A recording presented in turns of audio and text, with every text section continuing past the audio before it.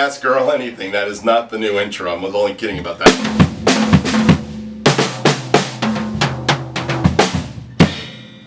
I haven't figured out where to use the Rototom kit, but I will use the Rototom kit eventually. Welcome to Ask Earl Anything 21. This week's show's got a few questions. Last week's show was a big show. I appreciate everybody who stopped in last week on Ask Earl number 20. We gave away a symbol. We gave away a book. The person for the book, Jason Moore. If you're watching, send me your address. I gave you an email address to send it to. Okay? I'm only going to hold that book for so long before it becomes another giveaway for something. I'm sure of that. But this week, few questions. Should probably be a shorter Ask Earl Anything. I'm filming in the morning. My wife just took off for a trip to Canada, where she's speaking this week, and Vancouver. So I got her on the plane early, and it's early enough for me to do this before work. So I'm shooting this video quite early in the morning this morning. I will say this: it's been a kind of heavy couple days here in drum community land. And one of the questions I got last week is going to address that. So I'm going to start lighthearted, and then I'll bring ourselves to the heavier question. Okay? But it's just kind of interesting that I got a question that kind of relates to all the heaviness that's been going on. I'm filming this on Wednesday morning. Okay, so let's start with the first question. And the first question comes from kind of a new viewer, I think, Sherry Gemerek. And Sherry's kind of hit a couple of my videos lately, and she asked this question. Congrats on 1,000 subs. I would like you to play something heavy, is what she said. Or maybe learn Hailstorm. Is he an awesome drummer? Request Mayhem. Check out this guy, a one-man band. Look at his software. So she sent me some YouTube links to some heavier stuff and a guy doing a one-man band thing. So Sherry, let me address your question. First off, I wrote her back and I said I would try to do something heavier, and I did this week. I did my Metallica cover, which many of you saw. That's about as heavy as I usually get. To be honest, I'm teaching a guy who does a lot of that speed metal, I don't know what, death metal, I don't know what you call this kind of metal. There's so many metal names, you know what I mean? But I'm teaching a kid who's doing it, and he's actually gotten a lot better in the last 6 months. He's really been working out of stick control and out of syncopation and working on his chops and patterns and working with a metronome, and he's getting there. I have no patience for that. I'll just be honest. To do that kind of work is like work. And when I play drums, I love playing for fun, and I love listening to things that make me cut my creativity come out. So, not that that's not creative music, it's highly creative, but it's also highly technical. So you're probably not going to find me doing that. Now, the one-man band thing, I am thinking about doing something with my SBDSX, where I kind of sample a song, and I kind of do some loops on the song, and kind of play along with the SBDSX, triggering the SBDSX for loops and some effects. Haven't worked that one out, but when I put that up, Sherry, that may be kind of what you're looking for, something that's a little bit more creative, a little more outside. So I'm looking at some of that kind of stuff to do something with the SBDSX. But that's it. As far as heavy goes, Metallica is about as heavy as you'll hear me probably get. I've never really listened to a lot of the heavy metal stuff. I listen to grunge, you know, Nirvana and all that stuff, and I like Foo Fighters. There's certain rock that I like, but I don't consider Foo Fighters that metal stuff. Grohl with Queens of the Stone Age, I think is the name of the band he played with. I kind of dug some of that stuff, but not enough to want to learn it, you know? So I've got my bag of tricks I do, and that's a realm that you're probably not going to see me step into. There are guys that do it so much better than me. It's like doing gospel chops. I mean, I can play funk and R&B kind of stuff that's groove oriented, but I don't have gospel chops. It's just not going to happen. I think at 57, going to be 58, I've developed certain hand patterns and thought processes in playing, and less is more has become my mantra in life for the last 20 years. I mean, it took me a long time just to play a solid and not overdo the bass drum. because my favorite drummer, Danny Serafin, loved to play lots of bass drum stuff. So everything was... And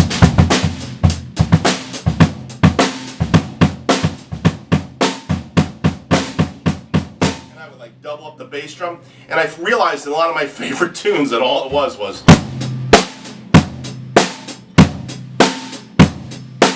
So it took me years of playing in studios to finally realize that the best beat a lot of times is when you hit the 1 and you don't accent into it, or you don't do the into it, the 4-E-N into the 1. So I tried to purposely play a lot more simple. A lot of my covers these days, I watch how I play, and it's really gotten drilled into me finally. It took years for that to happen, because I had some really bad habits with my feet. So that's pluses and minuses to my playing, and I know it. But I do have this jazz creativity thing that I love doing, so I'm looking forward to trying that at some point. All right, but thank you, Sherry, for the question. The next question, it's another lighthearted question, I think. The next question comes from Rob Nienhaas. And I know I'm butchering your name, Rob, but you're a favorite of mine. You've been around for a long time. And you said, great cover, Earl, you nailed this one. Now, I dragged this into Ask Earl Anything. This was on my, oh, it was the Foreigner cover. That's what it was. Okay, Cold as Ice. It was the Cold as Ice cover. Rob commented on that and he said, you nailed this one, Earl. Are you already retired? Because you are doing so many new covers lately, my friend. I'm glad if I can make one video every week. Well, the answer to that question is no, I'm not retired. I do work from home a lot, not all the time. I travel for my company. I'm right now a safety consultant for a company, and I've been doing safety training consulting for the last year, and I've been on a hiatus. Last year was kind of an interesting year where I had a transition into my own business again and all the stuff I was doing. But I'm not retired. But I have figured out how to do this quickly. And that's been the key to this whole thing, is how can you make covers quickly? I don't have highly technical covers. Most of my covers are one camera shots. Occasionally you'll see two. I don't have a good second camera, and that's really my problem. And my second thing is I'm doing everything in iMovie. And one camera, 2 camera max in iMovie is what really works. If you're going to do 3 camera, it's a lot of work to do 3 camera. It takes way too long. I've had a recording studio for almost 20 years, so I have a certain sound I know how to get on my drums, no matter what drums I put up. I can switch drums, move mics, kind of place them exactly where the kind of sounds good. And I've got a template in Logic that I work from that I just dial in the sound really fast. I mean, I literally do not spend a lot of time on my mixes. So between not spending a lot of time on my mixes, having a very dialed in template, I can actually sit down, rehearse and record, because a lot of times I'll videotape my rehearsals, and if the song comes quickly, it's less than 6 takes completely. That's the rehearsal and the playing of it. And usually by the 5th or 6th take, I'm in the zone, and then it's just a matter of liking it. If I like it enough, I'll post it. And with one camera, it makes that a lot easier to do. If you're doing 2 cameras, then you got to do some sync stuff. So I think the reason why I churn so much stuff out is, number one, I spend a lot of time on the weekends doing 3 to 5 covers, most weekends. And if I do a cover during the week, it's after work, and I knock it out in an hour and a half. Hour and a half, 2 hours max. So I'm not spending a lot of time on this stuff. And that's what's giving me the video output that I need for this channel. And I think the video output for this channel is what's kept this channel moving forward. So, but I'm not retired. Not retired at all. I hope to have another 10, 15 years of work. That'd be great. If I can work till I'm 70, that'd be awesome. If I'm healthy enough to work till I'm 70, that's great. That's the goal here. And I think the music helps my mind stay active and keeps me in a creative place. And because I think creativity as you get older becomes really important, and not just sitting on the couch watching the tube or the YouTube, but actually being active and doing stuff. And my wife and I are both very active people, and the community, in our church, in drumming. I'm in a band, and I work hard, and So I think keeping your mind active is really important, and I think drumming helps us to do that. Because there's a whole video series on how drumming does help people as they're older to kind of keep their neurons in their brain going the right direction. So I think playing music is really important as you get older, so keep on doing it. Thanks for the question, Rob. Alright, next question. How to hit this gong. Whenever I sit in this spot, I gotta hit the gong. It's a beautiful gong, isn't it? It's a beautiful gong. Alright, now, let's get to the heavy question. So, this week we've seen some drama on YouTube. Some of my good friends, I had Michael Johnson call me up 2 days ago, freaking out about views added to a video he put up.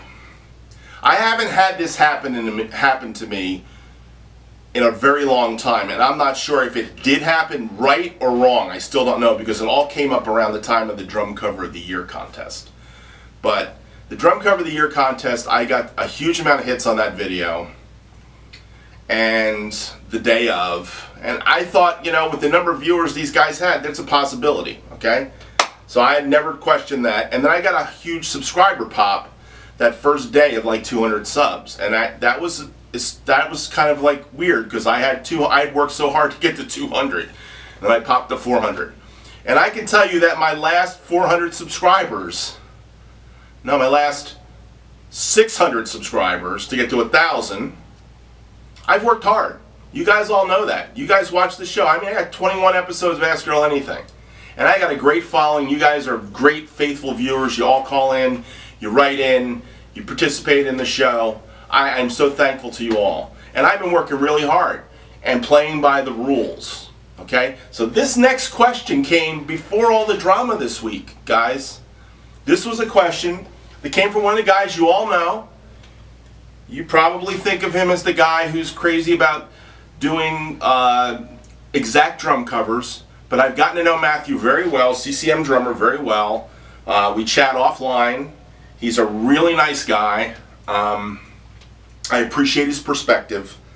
And he wrote me a question. He said, congrats on your 1,000 subscribers, but I have a question about monetizing with YouTube. How does this work exactly? Is the monetizing done by video, or is it done over your entire channel as a whole? He says, the reason I'm curious is because I'm of the understanding that one cannot monetize a video that has copyrighted material in it, such as the songs from other artists in your drum covers.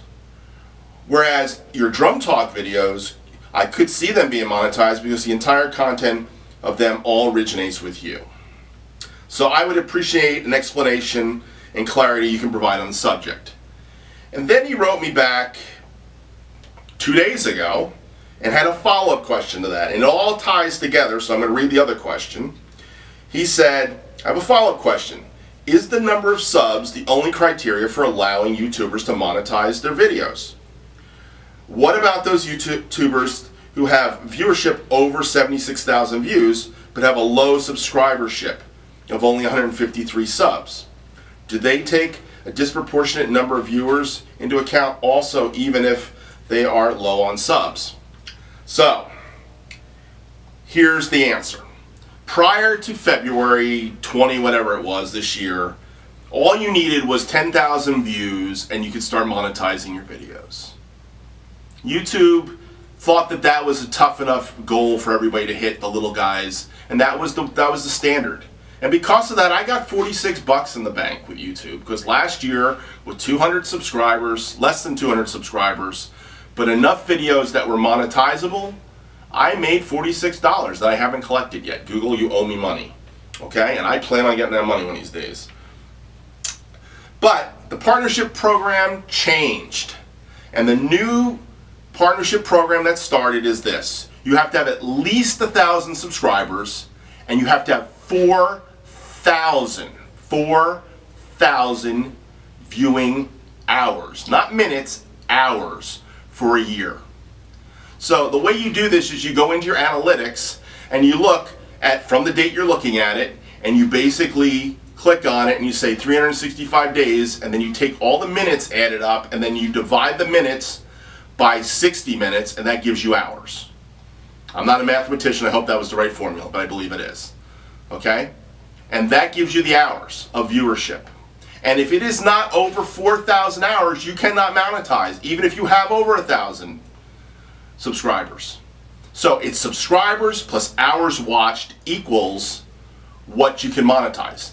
And then the next part of your question, Matthew, was what can you monetize? Can I monetize these drum covers I'm making? No, we cannot monetize the drum covers that are owned by somebody else. You can monetize videos that are owned by you. And that's why I decisionally don't put drum cover material that's not monetizable to me, okay, up on the front end of my videos. So I don't put my recent covers on the front end of my videos, because then I'd be sharing with them, okay, when I can monetize these videos again. And that's the real key here. If I want to monetize Ask Earl Anything and make a meager, you know, $100 a year maybe, you know, because I've got a couple shows that guys watch, or a couple of my talking videos that people watch where I can make some money on, which I'm not going to get rich on, because you're talking about drums, okay? You know, it's a very limited market, okay? I am only going to be able to make that money if I have over 1,000 subscribers and 4,000 hours of views. So why do I make drum covers? Well, I told you I make drum covers for fun. I make drum covers for fun for a reason, because I'm having a blast doing this. I'm having a blast talking to the cameras and having people feedback with me and having this community-like thing that we got going on here. It also helps me in my day gig, because I do training and safety, and the more I talk on camera, the more natural I become, and the more I watch myself talk on camera, the more I understand what I do wrong, my little tics and things, okay? And I've got guys like Mike Frisano that's going to point out when you do something stupid, which I need those kind of guys, all right? I need you guys to say, hey, don't touch your face too much, or don't touch something else too much. That's important, okay? I learn things, you know? I can't slip things by you guys. You guys know my videos. So, I do drum covers for the fun of it. And by doing a lot of drum covers over the last 6 months, I have seen my channel grow to 1,000 subs. I have also done Instagram, a lot of Instagram, usually a daily video or picture on Instagram with hashtags to drummer sites, okay? All right? And I've also done a Facebook page for my drum lesson business. And I also talk to other drummers online. I'm part of the community. I don't dump enough onto the Drum On Facebook page or Drummer's Den or All Classic Drum Covers Google Plus sites, because I think you guys see enough of me on Google, on YouTube I mean, to do that, so I don't do that to you guys. But I do occasionally. You know, I'll drop one in once in a while. But that's how I built my channel. And that's how I want to build my channel. So, the thing that's come up this week, where people are buying views and buying subs, okay, and buying comments and buying likes and dislikes, please stop that. Okay? Please stop that. It's not good for the community. Alright? It's not good for the guys that want to make it the right way. Alright? And you're not going to get there, because YouTube's figuring this stuff out. Because if they've got to pay you for something, they're going to figure it out. And if they're not paying you, by the way, and you're doing drum covers, who are they paying? They're paying Sony and Warner Brothers Music and ECM and whoever owns the publishing to these songs. They're paying those people when we play these videos. Okay? So if Google's got to pay somebody for the amount of time watched on your video, and by the way, that's what they're really looking at. It's not the views, it's time watched. So getting people to watch your videos and stay on your videos is the key in YouTube land. How long will you last? And that's what we will pay you for. Alright? So don't help any of us by buying us views or buying us subscribers. And don't do it yourself. It's not truthful. Okay? Let your own channel grow on your merits. Okay? And I'll tell you something, if you do that and you're honest with it, the community's going to respect you for it. If you're not doing that, you'll be known. People will know. And by the way, the guys that have made the videos the last couple days, and now I'm like 2 days later, this will come out Friday probably, they talk and they know who it is. Alright? And all I can say is, be an encouragement in another way. Don't mess with our analytics. Don't mess with the possibility of getting our channels unsubscribed from YouTube. We don't want that. Alright? But Matthew, I hope I answered your question. What Google has done with YouTube is they've taken away the guy that used to come on here and get that first 10,000 views on that crazy video they did, that cat video, or that drummer doing the twirls at the gig video, okay, which gets like 5 million hits on it, you know, and that guy's getting rich off that video, or the concept of being rich, because richness has nothing to do with money, by the way. Richness has everything to do with who you are inside and your integrity. That's richness, okay? That's true richness, comes from inside here, okay? It's not the amount of money you have.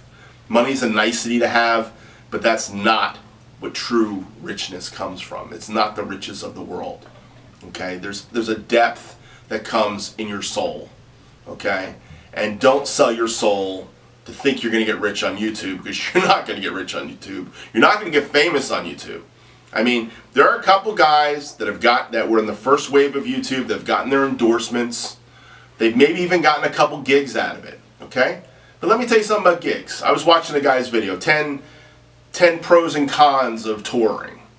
This is one of these big YouTube dudes, okay? He's got a lot of subs. I watched the first minute of this, then I couldn't take any more of it, okay? You know? And the reason why I couldn't take any more of it is because I've toured. I've played on big stages. I know what it's like. It's hard work, okay?